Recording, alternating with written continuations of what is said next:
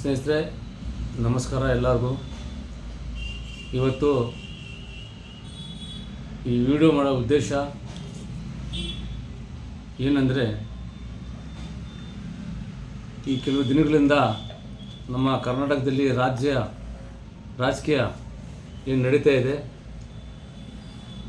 ಊತಿನ ಊಟ, dinner party ಅಂತ ಏನು ನಡೀತಾ ಇದೆ, ಅದೆಲ್ಲ ನಾವು ಗಮನಿಸ್ತಾ ಇದ್ದೀವಿ.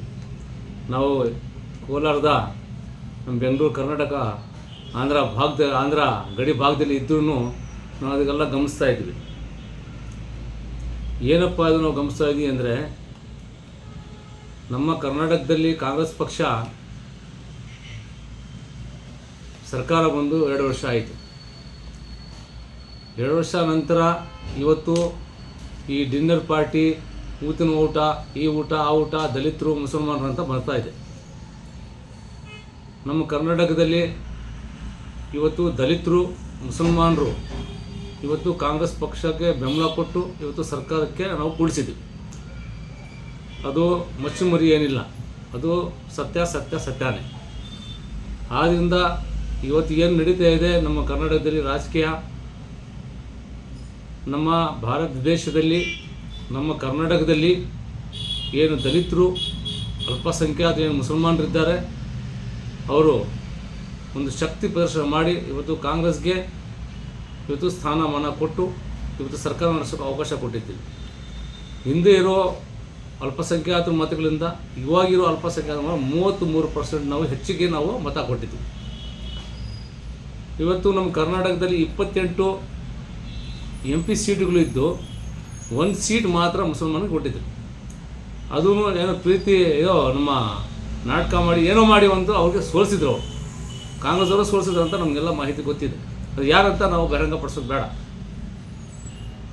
ಆದ್ದರಿಂದ ಇವತ್ತು ಏನು ನಡೀತಾ ಇದೆ ನಮ್ಮ ಕರ್ನಾಟಕದಲ್ಲಿ ರಾಜಕೀಯ,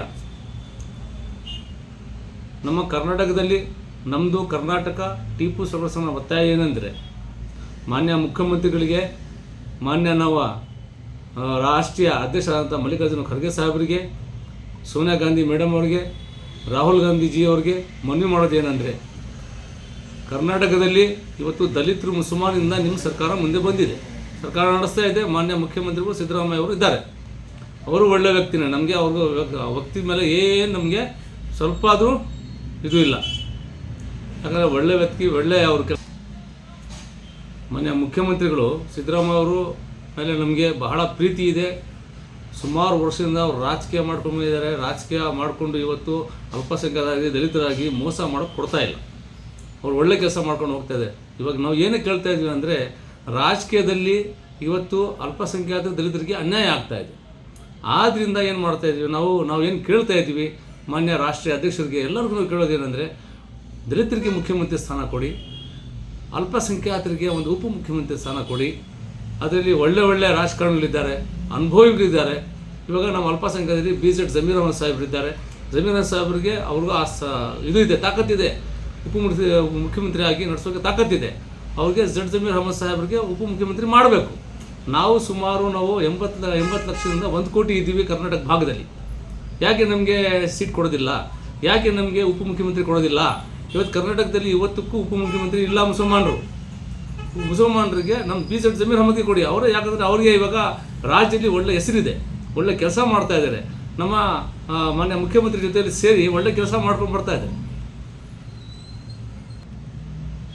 ಈಚೆಗೆ ನಡೆದ 3 ಅಸೆಂಬ್ಲಿ ಚುನಾವಣೆಯಲ್ಲಿ, ಉಪಚುನಾವಣೆಯಲ್ಲಿ ಉದಾಹರಣೆಗೆ ನಮ್ಮ BZ ಜಮೀರ್ ಅಹಮದ್ ಸಾಹೇಬರು ಉದಾಹರಣೆಗೆ ನೋಡಬೇಕು ಅಂದರೆ, ಚನ್ನಪಟ್ಟಣದಲ್ಲಿ ಏನಾಯಿತು, ಸಿಗ್ಗಾಯಿಲಿ ಏನಾಯಿತು, ಅಲ್ಲಿ ಮುಸಲ್ಮಾನರಿಗೆ ಯಾವ ಥರ ಅವರು ಏಲೈಕೆ ಮಾಡಿ ಇವತ್ತು ಮತಗಳು ಬಿತ್ತು, ಯಾವ ಥರ ಅವ್ರು ಗೆದ್ದು ಬಂದಿದ್ದಾರೆ.